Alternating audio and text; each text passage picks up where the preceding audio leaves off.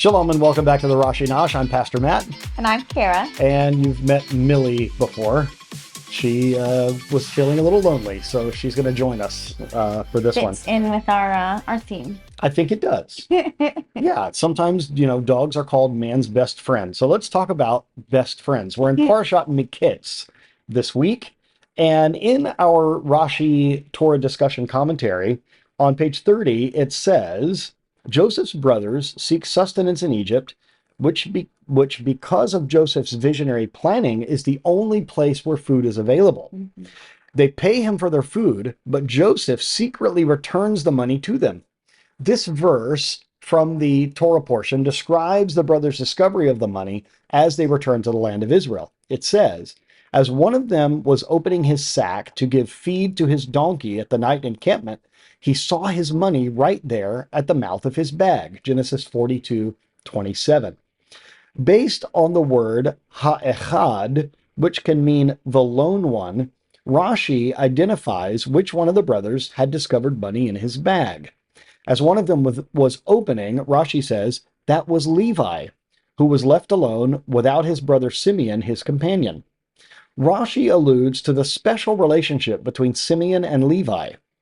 When the brothers previously purchased food from Joseph, he required that Simeon remain in Egypt to guarantee that they would return with Benjamin, the one brother who did not come to Egypt. Levi felt alone without Simeon. Sometimes one's sibling is one's closest companion. So this section is called Best Friends Forever. And, I think many of us, maybe most of us, have a friend that is our closest companion, our best friend, at least as we say in English. So our questions are, I'll take this first one if that's okay. Who was your closest companion from childhood? Share a memory of your time together. So when I was in elementary school, primary school, and in middle school, as I was growing up, I lived in a very small town in Indiana, a state where there's a lot of farming that goes on. So there's a lot of big land where no one lives. They're just fields of crops. And so I had a friend named Brian that lived in one of these areas where his closest neighbor was maybe a mile away. And in his backyard, he had a track that his dad had built for him, just a dirt circle. And he had a go-kart and a little mini bike, a little small motorcycle. Now, at my house, we didn't have any type of things like that I think maybe my parents would have thought that was a little dangerous. But when I went over to his house, I can remember seeming like we would do it all day long, that we would just, one of us would be on the motorcycle and the other would be in the go-kart, and we would just go around and around, and then we would trade, we'd switch. And this was one of those things that I have very vivid memories of because, you're 10 years old, 11 years old, and you feel a little grown up, you're driving these things or whatever. And sometimes we would even do things that maybe were a little dangerous, like see if we could, jump a little hill or something like that. I know. But so those are some of my fondest memories of childhood with this very close friend that I had named Brian.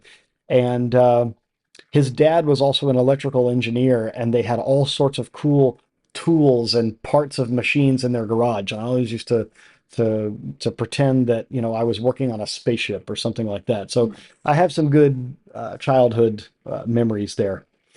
For you, I will ask you, who do you consider to be your closest friend today? I talked about childhood. What about for you for today? Who would you consider your closest friend and why? Well, I think my closest friend would obviously be you because, you are my spouse and we do spend more time together than with anybody else. And for, 30 years now. So I would think that you are probably my closest friend. But outside of you, right now, I would say my best friend is Christy. And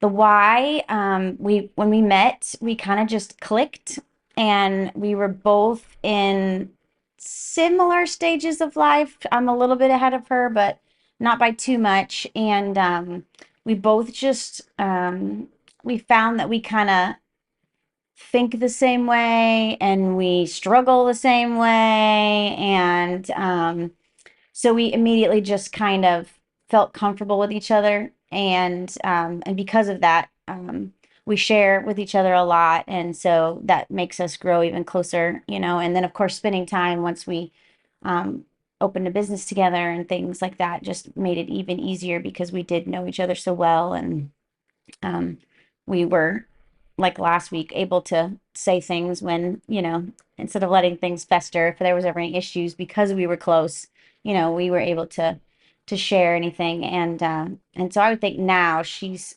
my closest friend because we just really understand each other and just get along well. Yeah. That's good. It's good when we have people that get us, that understand us. Number three, describe a time that you missed someone during a period of separation, and what did you do to remain in contact or to handle any feelings of aloneness? I think probably both of us, as far as what we could do, probably would talk about technology. And I think we could probably both talk about our daughter and son-in-law that live about 1,000 miles away from us. And we certainly love our fancy phones where we can see their faces as we talk to them. Yeah, when Callie went off to college, um, that was the first, obviously the first child to go away, and it was definitely bittersweet, exciting for her to go off and conquer new things, but sad that I wasn't going to see her every day. And but nowadays, you know, we can text and call and FaceTime, so you actually see them in real time talking to you. So I feel like now we have such a an advantage to being able to stay connected with people if we truly want to. Obviously, sometimes we have people in our lives that maybe we aren't in contact with, whether it's out of our, you know, out of our hands, like it's not something we chose, you know, and that makes it more difficult. So, luckily, we have the opportunity with Callie to be able to just ring her anytime we want, you know. But as far as how to handle feelings of aloneness when it's someone maybe that um, you aren't choosing to be separated or contact, you know, avoid contact. I think for me, like there was a time where one of my siblings was living off and doing his own thing and didn't want to really talk to much of us. And that was difficult. And I didn't have a way to contact him. Like, I mean, I couldn't physically, they didn't even have his phone number. And that was difficult. But for me, I just constantly just prayed that God would seek him out, you know, and would protect him and let him know that his family loved him, whether it was from our mouths or through some other, you know, way. And so I don't know, do you have any tips for that for people who maybe you don't have contact with out of your that's out of your hands, I say?